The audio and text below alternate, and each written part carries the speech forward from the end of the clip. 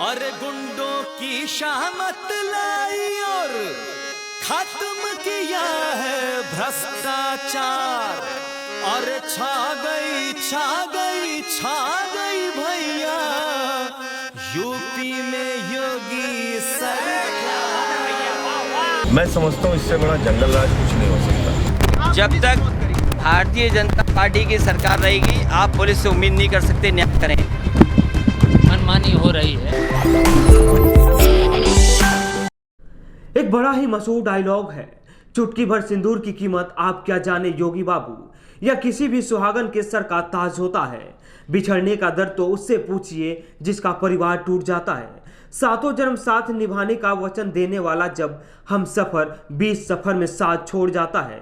जब किसी का सहारा छिन जाता है, जब किसी का भविष्य अंधकार में डूब जाता है, जब किसी के सर से बाप का साया छिन जाता है, तब कैसे जिंदगी नर्क बन जाती है। ये बात भला साहब को कौन समझाएगा, जिनका ना तो परिवार है और ना ही पत्नी जिसका वो दर्द समझ पाते।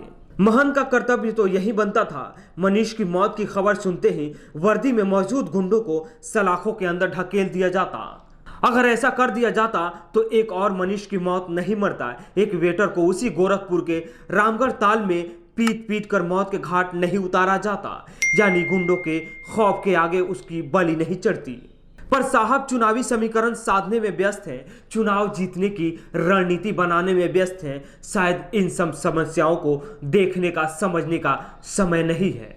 भले ही योगी आदित्यनाथ मीनाक्षी गुप्ता को इंसाफ दिलाने का एक मन से ऐलान तो कर दिया, नौकरी देने का वचन तो कर दिया, लेकिन उसी दिन गोरखपुर पुलिस को कहा था कि इसमें तत्काल मुकदमा दर्ज होना चाहिए और दोषी कोई भी हो बख्शा नहीं जाएगा।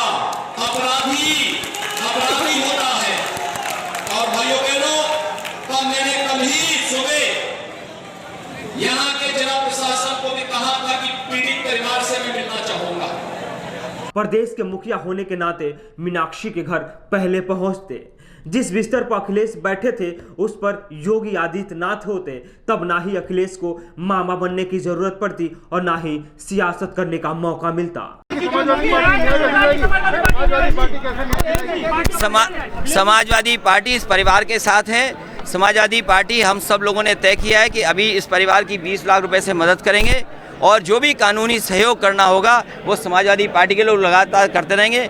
योगी कहते, बेटी तुम चिंता ना करो, हम इंसाफ जरूर दिलाएंगे, दोषियों को सजा जरूर दिलाएंगे। माफ करना मेरी बहन, मेरी बेटी, ये मेरा ही फरमान था, ये मेरा ही कसूर है। ठोक दो की नीति ने मनीष की जान ले लिया।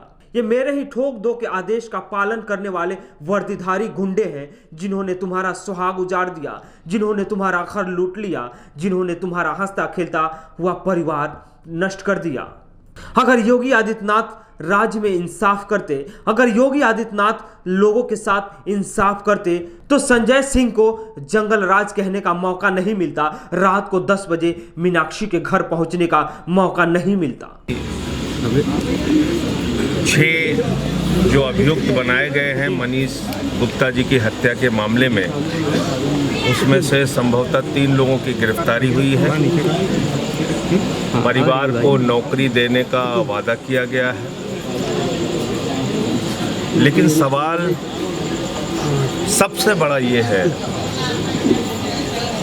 कि जो व्यक्ति निर्दोष, जिसकी कोई गलती नहीं, कोई अपराध नहीं, कोई गुनाह नहीं, उसकी इस प्रकार से पुलिसिया वर्दी पहन के निर्मम हत्या कर दी जाए। मैं समझता हूँ इससे बड़ा जंगल राज कुछ नहीं हो सकता। अगर वर्दीधारी गुंडों पर लगाम लगा दिया जाता, ठोक दो की आदेश को या ठोक दो की नीति का ऐलान न होता, तो शिवपाल को भी मौका न मिलता योगी आदित्यनाथ से सवाल करने का। ये जघन्य अपराध है और किसी निर्दोष को इस तरीके से पुलिस के द्वारा मारा जाना बहुत ही दुखद। ये जांच बिल्कुल सिटिंग जज के द्वारा कराई जाए और ना ही प्रदेश में जंगल राज कायम होता और ना कोई पीट पीट कर मौत के घाट उतारा जाता और ना ही कोई वर्दीधारी गुंडों का शिकार होता।